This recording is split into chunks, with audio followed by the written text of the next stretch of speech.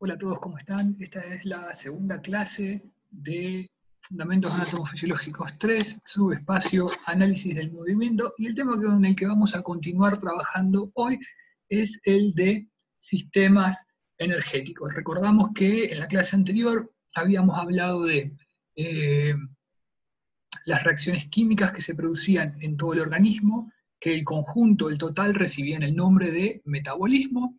Había reacciones de formación o de síntesis, que también las denominábamos anabólicas, en donde partíamos de sustancias simples para conformar sustancias o moléculas más complejas y siempre agregándole energía, es decir, que eran reacciones más allá de ser de síntesis, que también eran endergónicas. Por otro lado, teníamos a las reacciones que eran catabólicas, que conformaban el catabolismo, y que a partir de moléculas complejas se fragmentaban, se rompían, se lisaban y daban origen a moléculas más simples. Y esta ruptura implicaba una liberación de energía. Y eso es lo que denominábamos también como reacciones exergónicas. Y existe un acoplamiento entre la liberación de energía de unas reacciones y la otra, las endergónicas la toman para construir. Y catabólicas y anabólicas lo mismo, lo que una rompe, la otra toma para construir, y de nuevo la catabólica toma lo que construye la anabólica, destruye, y el producto de la destrucción lo toma, y así se forma un círculo, un acoplamiento entre una reacción y la siguiente. Teníamos también que la forma de retener esa energía, de almacenar la energía liberada en estas reacciones, se producía por la molécula de ATP. ¿Sí? Se formaba una molécula de ATP a partir de la adhesión de un grupo fosfato al ADP, y en ese enlace que los mantenía unidos se almacenaba la energía, hasta que se convertía en necesaria y se rompía ese enlace, se liberaba y era tomado por alguna estructura, en nuestro caso por las proteínas musculares para generar la contracción.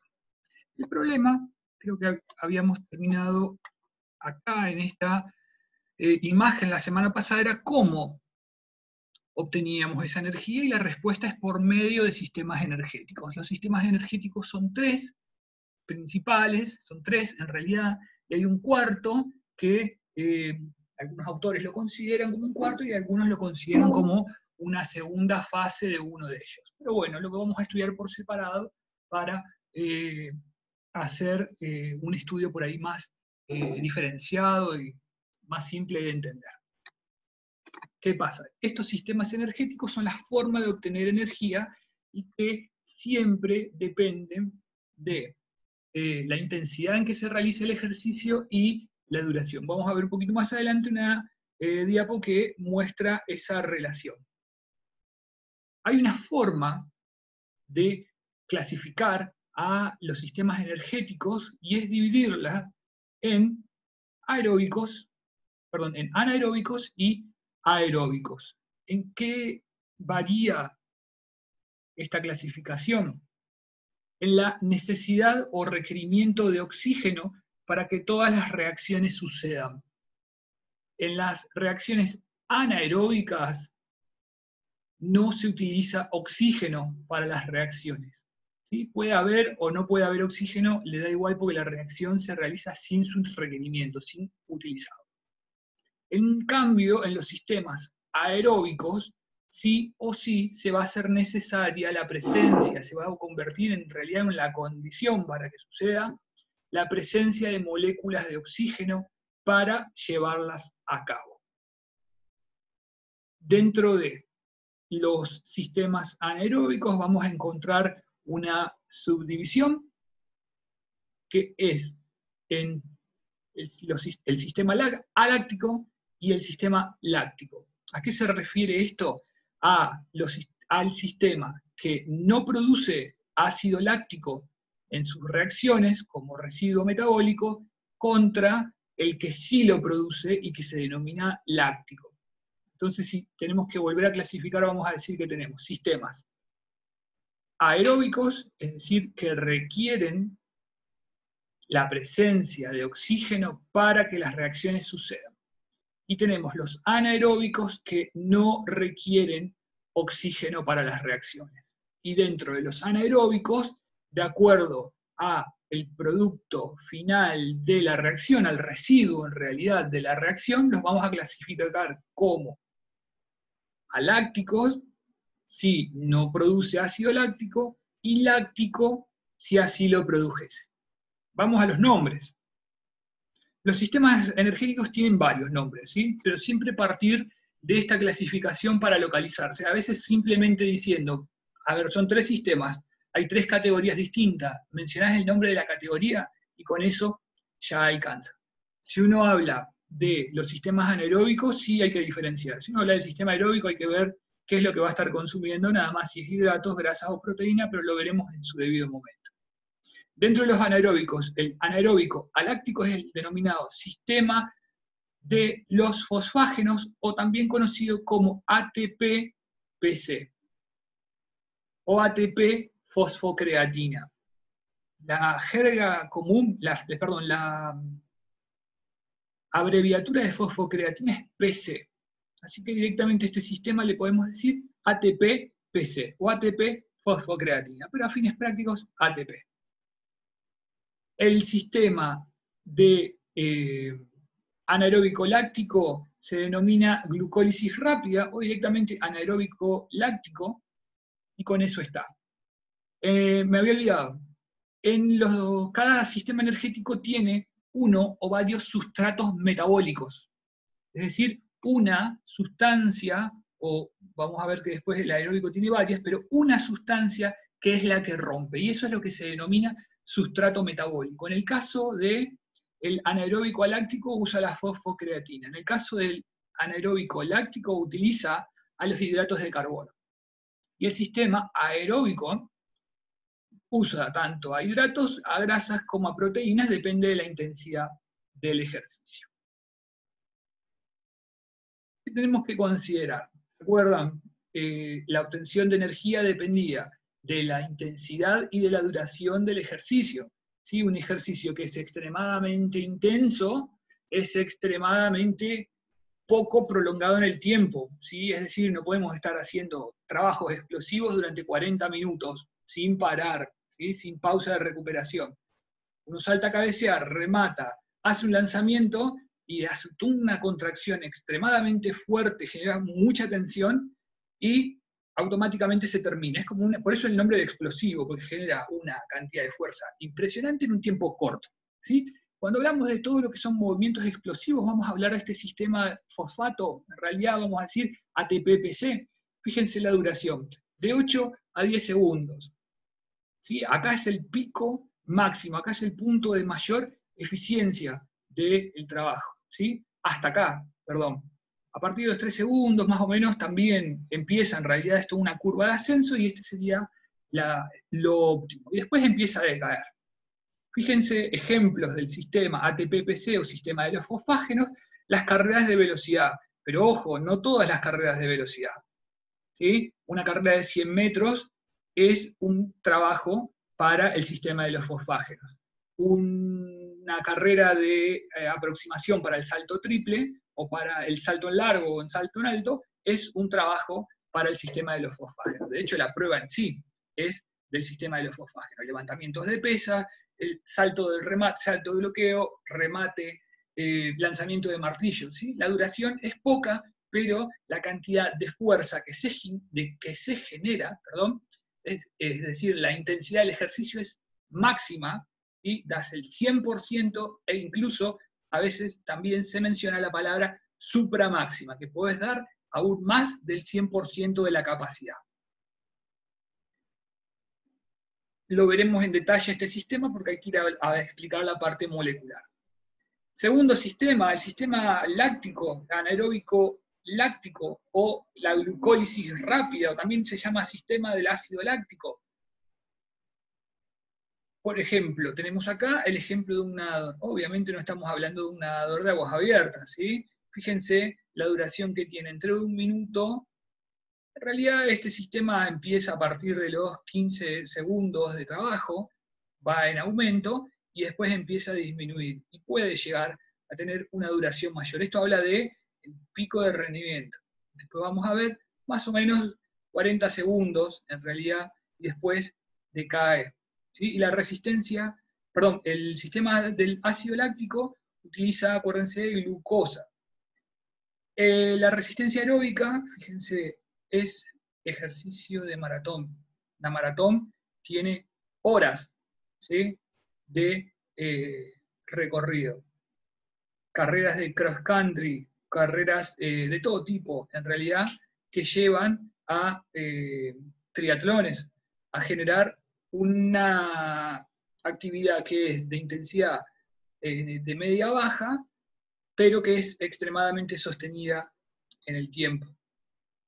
Perdón, acá en los ejemplos del ácido láctico, por ejemplo, la carrera de 400 metros, las distancias de natación, también estos 400 metros, a veces incluso con menores distancias, también son anaeróbicos, lácticos, ¿sí? Hay un par de pruebas más también.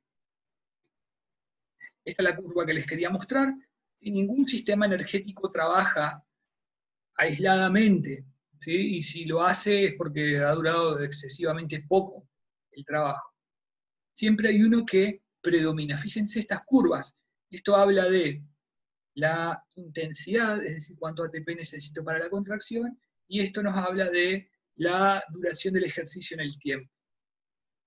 Vamos al primero, el sistema de los fosfágenos. Fíjense, la intensidad que maneja es muy alta, pero fíjense, en el correr del tiempo decae. Incluso acá parece como que se extiende demasiado, pero no, en realidad esto se vendría hasta acá, hasta el piso, en forma abrupta.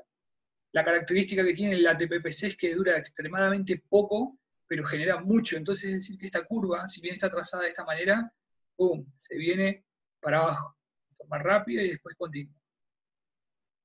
El segundo sistema es el sistema anaeróbico aláctico. El sistema anaeróbico aláctico empieza a trabajar cuando el sistema de ATP-PC empieza a decaer. Fíjense, y también tiene una especie de amesetamiento, un momento donde permanece constante en su función, pero después se vuelve insostenible al generar ese ácido láctico. Lo veremos más adelante. Por último, el sistema aeróbico. El sistema aeróbico es el que va a perdurar en el tiempo. Fíjense, a medida que los otros sistemas se están agotando, tanto los dos anaeróbicos, el sistema aeróbico recién está arrancando su participación. Y también después se ameseta, es decir, permanece constante algún tiempo. Repasando, tenemos este cuadrito que es bastante explicativo. El anaeróbico láctico nos habla de una duración de 7-10 segundos, perdón. El anaeróbico láctico nos habla de 30 segundos a 2 minutos. ¿Se acuerdan que en el gráfico anterior nos hablaba de 1,3 a 1,6? Esto habla de 1 minuto 20 a 1 minuto 40. Y eso es esta etapa de acá, ¿sí?, la etapa de amesetamiento. Después empieza a disminuir. Y acá estaría los 2 minutos que está planteando acá. Hay una etapa que siempre es la óptima, esto igual, de 7 a 10 segundos, de 7 a 10, abajo, medimos tiempo, 7 a 10, pero esto después continúa declinando y puede aguantar hasta 15, no en forma óptima. Después tenemos el sistema aeróbico que utiliza glucosa y el sistema aeróbico que va a utilizar lípidos, pero eso lo veremos más en detalle. Cuando usamos glucosa es porque estamos trabajando a alta intensidad, cuando usamos los lípidos principalmente, son trabajos de más baja duración, perdón, de más baja intensidad y que es perdurable en el tiempo, muchas horas. A veces las actividades de la vida diaria se manejan acá, principalmente acá. Aunque uno crea que está en otro sustrato metabólico, no. Las actividades de la vida diaria, caminar, correr, fíjense, habla de la intensidad baja, ¿sí? Caminar, correr en forma recreativa, ¿sí?, ir a hacer los mandados, levantarse de la cama, las actividades de la vida diaria, incluso hasta limpiar. ¿Sí? Es algo que la intensidad aumente por alguna cuestión, pero cocinar, todas las actividades de la vida diaria tienden a estar acá abajo. Por eso también son sostenibles en el tiempo. Tenemos entonces que mencionar, de nuevo, los sustratos energéticos que utilizamos. Recordamos el concepto de sustrato energético o sustrato metabólico. ¿Sí? A mí me van a escuchar decir sustrato metabólico. Es la sustancia que se utiliza por cada sistema, que utiliza cada sistema para liberar la energía. En el caso de los anaeróbicos dijimos que era una sola sustancia, en el caso del aeróbico podían ser una, dos y hasta tres. ¿Sí? Y esta imagen lo que muestra es eso. Los sustratos energéticos, sustrato metabólico, usados en una hora de carrera, en función de la velocidad. Fíjense, a 10 km por hora, podemos decir la más baja de las tres, a 15 km por hora y a 20 km por hora. Fíjense que cuanto más baja la intensidad, ¿sí? La duración siempre va a ser la misma.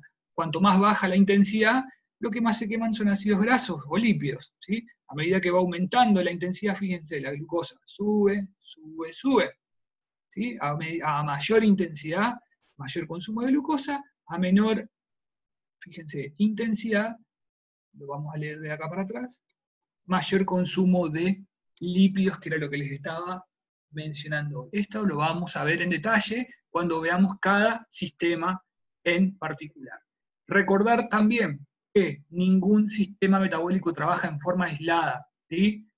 Todo siempre se habla de una predominancia. En este gesto técnico predomina tal sistema metabólico. En este tipo de deporte, en este tipo de entrenamiento, predomina este, ¿sí? Pero ninguno trabaja en forma aislada. Fíjense, incluso hasta en el inicio están los tres, pero está predominando este.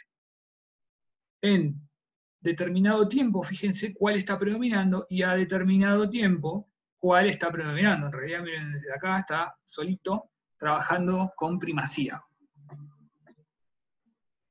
Bien, dentro de los sustratos metabólicos, el más conocido y popular de todos son los hidratos de carbono, también conocidos como los glúcidos o azúcares. ¿Sí? Hablar de azúcares es, de alguna manera, reducirlo al concepto de hidratos de carbono, pero bueno, si ayuda para la representación mental, bárbaro. Nuestro cuerpo, ¿cuál es la forma más simple que tiene para utilizar los hidratos de carbono? Es por medio de la glucosa. Y la glucosa, en realidad, los hidratos de carbono los incorporamos con todo lo que son harinas, panificados, legumbres, incluso hasta con determinadas golosinas que son prácticamente azúcar en las gaseosas, la pasta, los cereales integrales o no.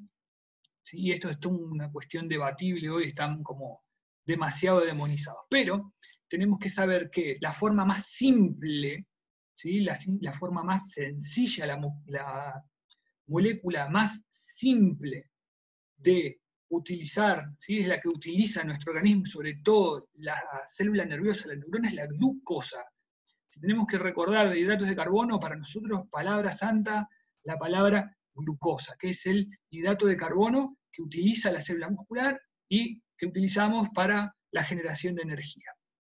Esto es un monosacárido. Cuando hablamos de disacárido, habla de que estamos juntando dos moléculas de glucosa o de algún otro monosacárido, y los polisacáridos nos habla de ya formas complejas. Por ejemplo, esta es una molécula de glucosa, vamos al ejemplo. Esto es lo que se llama la fórmula, la fórmula desarrollada. Hay una fórmula que es C6H no sé cuánto, ¿sí? Esta es la representación gráfica, y esto es la fórmula, como nosotros lo vamos a ver, que son esqueletos de carbono, que se les dice, y que son la manera de representarla para nosotros, que después la tenemos que partir y fragmentar y ver de dónde sale tal enlace y demás. Y esta es la forma ya de polisacárido. Cada una de estas representa un monosacárido. La glucosa tiene la característica de poder formar moléculas de gran tamaño, es decir, en un proceso anabólico, y depositarse, ¿sí? En el hígado, en la forma de glucógeno, y en la célula muscular también. Es una forma, esto sería en la molécula simple, y esto sería en la versión compleja. La versión compleja la célula no la puede utilizar, la tiene a modo de reserva, y cuando necesita rompe por estos enlaces y libera. ¿Cuáles son las funciones de los hidratos de carbono? La función principal es la función energética, ¿sí? Producir energía, ¿sí? Por medio de los sistemas energéticos, tanto el anaeróbico láctico como del aeróbico.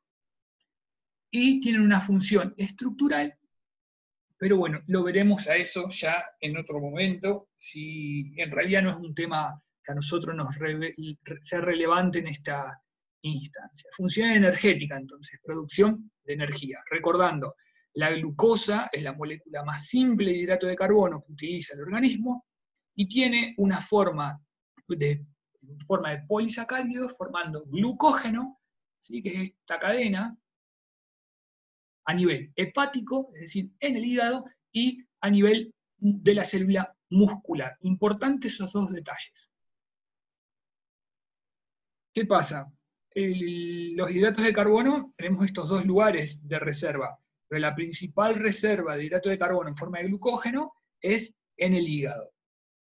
El hígado, cuando es requerido la liberación de glucosa, el hígado rompe el glucógeno, y se va fragmentando la cadena, libera la glucosa, ¿sí? Esta glucosa va a la sangre, fíjense acá habla de glucosa sanguínea, y de ahí al músculo.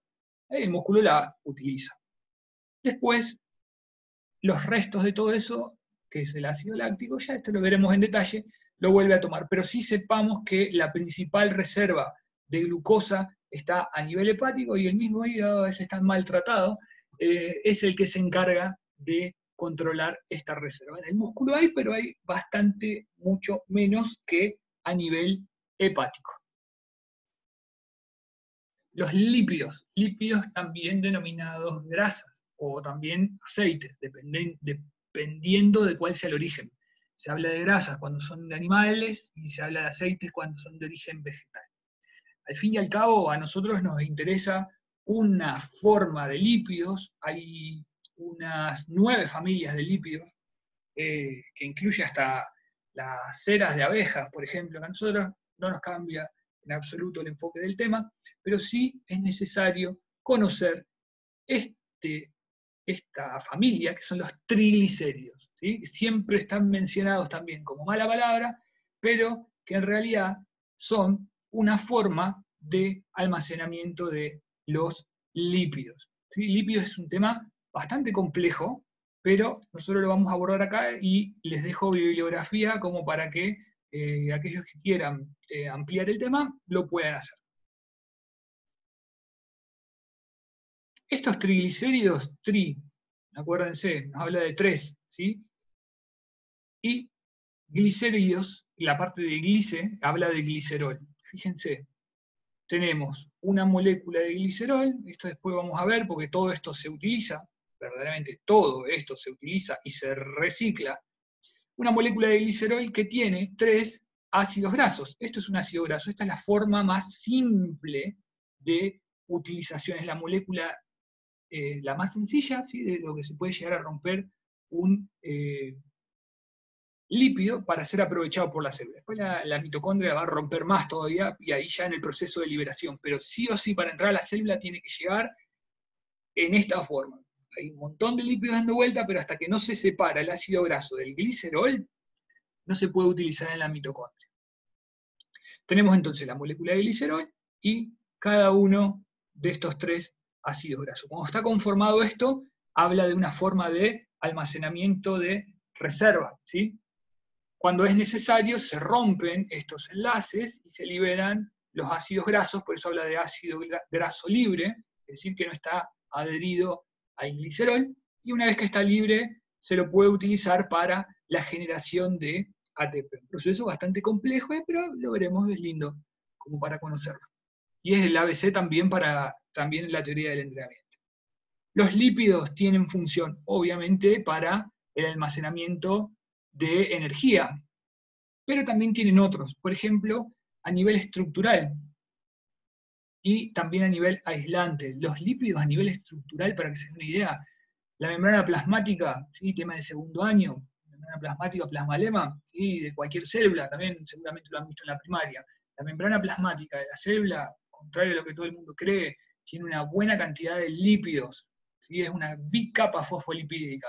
Es decir, que sin lípidos no tenemos membrana celular, ¿sí? Y están tan mal vistos también los lípidos, pero en realidad tienen muchísimas bondades, sin ellos la vida prácticamente, en realidad la vida no existiría, igual que con los hidratos de carbono, ¿sí?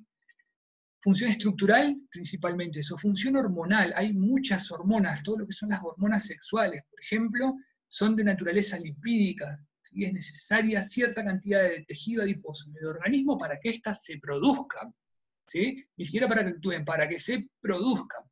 Entre otras, hay varias más, pero bueno, principalmente eso. La testosterona, por ejemplo, sin la presencia de lípidos, no habría una buena cantidad de testosterona y no se podría anabolizar, lo mismo que con otras hormonas. Pero bueno, lo veremos en detalle en el sistema endocrino. Y la función aislante, ¿sí? No solamente el aislante térmico, piensen sino en los animales del Ártico, que tienen las focas y demás, las ballenas, que tienen una buena capa de grasa, sino también en el cuerpo humano, ¿sí? Debajo de la piel existe una capa de grasa que impide que se pierda calor con facilidad, una capa de aislante. Y además, no solamente aislante térmico, sino aislante mecánico. Hay órganos que tienen una cobertura de tejido adiposo, ¿sí? Porque es necesario protegerlos porque son bastante flojitos. Las riñones, por ejemplo, tienen tejido adiposo, lo que se llama adiposidad perirrenal, una capa de tejido adiposo alrededor que sirve de protección, y el abdomen en sí también tiene alrededor de las vísceras una cantidad, ¿sí? Tampoco para abusar, ¿sí? Que esto no sea excusa para seguir acumulando sin culpa. Tercer sustrato metabólico, las proteínas, pero más que las proteínas, los aminoácidos. De nuevo, así como teníamos la glucosa y el glucógeno, teníamos los ácidos grasos libres y los lípidos. En el caso de las proteínas, la molécula elemental, la molécula que lo forma, y es la que se puede utilizar para la producción de energía, son los aminoácidos. Los aminoácidos son son muchos, y cada cual tiene una estructura particular. Comparten determinadas características. Esto es R, nos habla de que hay una cadena de carbono para... bueno, esta es la estructura elemental, hay una parte ácida, hay una parte de lo que se llama el grupo amino, el grupo carboxilo, el grupo ácido, desde ahí es el nombre que reciben, y a veces son de una cadena simple, pero a veces toman una conformación más larga. ¿Qué pasa? Con los aminoácidos construimos cadenas, ¿sí? Son la molécula más simple que va a conformar las proteínas. Y acá tenemos una imagen. Si una proteína, cada uno de estos representa, como si fuera el eslabón de una cadena, a un aminoácido. Una sucesión de aminoácidos va a conformar una proteína. Las proteínas pueden ser lineales o en una estructura primaria, pueden tener una forma helicoidal, una forma enrollada, o una forma compleja en donde incluye varias cadenas de estas de cadenas de aminoácidos. ¿Sí? Las proteínas también pueden hablar de péptidos, se utiliza un sinónimo, pero no sería el ideal, de la palabra péptido. ¿Cuáles son las funciones de las proteínas? Fíjense, de todas las que tienen contracción estructural anticuerpos, ¿sí? Hay que agregarle, ¿sí? Tiene muchísimas bondades, principalmente a nivel estructural, en nuestro caso por la proteína muscular, pero también aportan una pequeña cantidad de energía. Vamos a volver a una imagen, fíjense acá. Los aminoácidos siempre están aportando una pequeña cantidad de energía para el sistema aeróbico, ¿sí? Es apenas lo que pueden aportar, pero lo pueden hacer. Las proteínas se empiezan a utilizar como energía en las actividades de muy larga duración y en el caso de las personas que tienen una pérdida calórica importante también. Por eso un descenso de peso, no solamente por los hidratos, sino por la pérdida de lípidos, sino también por estructura proteica. ¿Sí? pero sí tienen otra función de transporte, ¿sí? A través de la membrana plasmática, por ejemplo, función enzimática, las enzimas son las que aceleran las reacciones químicas, que nosotros vamos a ver ahora, función hormonal, la insulina, por ejemplo, es una hormona de naturaleza proteica, para la contracción muscular, ni hablar, la función estructural, porque también se encuentran formando parte de la membrana plasmática, entre otras. Acuérdense también proteínas a nivel de hueso, ¿se acuerdan la red proteica sobre la que se adherían al final las moléculas de calcio? Los anticuerpos también, los anticuerpos son proteínas, y lo que les decía hoy, las proteínas de membrana que están dándole consistencia a la bicapa fosfolipídica que les decía. Arrancamos más al detalle con la fosfocreatina, ¿sí? Este quizá sea el que menos les suene, en realidad les sonaría más por esta cuestión de la creatina, ¿sí? Lo del suplemento. Pero bueno, nosotros lo vamos a ver desde otro lado. ¿Sí? La fosfocreatina es de la familia de las moléculas del ATP, ¿sí? Pero no es ATP, por favor. La fosfocreatina es una especie de... es una molécula que es lo que se denomina inestable. Se forma y se rompe, se forma y se rompe. Es como las parejas estables y las parejas inestables. Bueno, en este caso la fosfocreatina tiene lo mismo. Vamos a ver, esto es una molécula de creatina, y ¿qué pasa? Si viene de fosfo, hay que agregarle un grupo fosfato, ¿sí? Y ese grupo fosfato también, fíjense, acá se adheriría el grupo fosfato, y si agregamos un grupo fosfato, ¿se acuerdan que había un enlace de alta energía? Todo esto, en realidad el conjunto es la fosfocreatina, el grupo fosfato, la creatina. La abreviatura es P mayúscula, C minúscula, por si lo quieren tener ahí. ¿Y qué pasa? Cuando se separa este grupo fosfato, tenemos ese enlace que lo utilizamos para formar el ATP.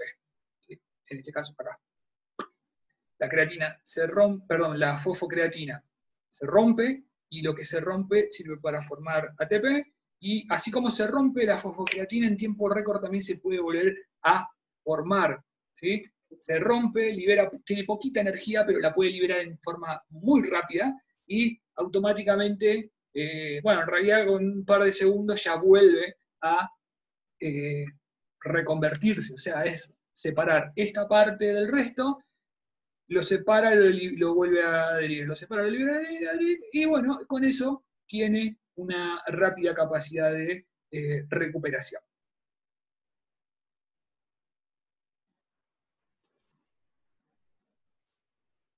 Hasta acá es la parte de los sistemas, perdón, de los sustratos metabólicos. Ahora, a partir de este momento, vamos a arrancar con lo que son los sistemas energéticos en sí, es decir, al sustrato metabólico lo voy a utilizar para la producción de ATP.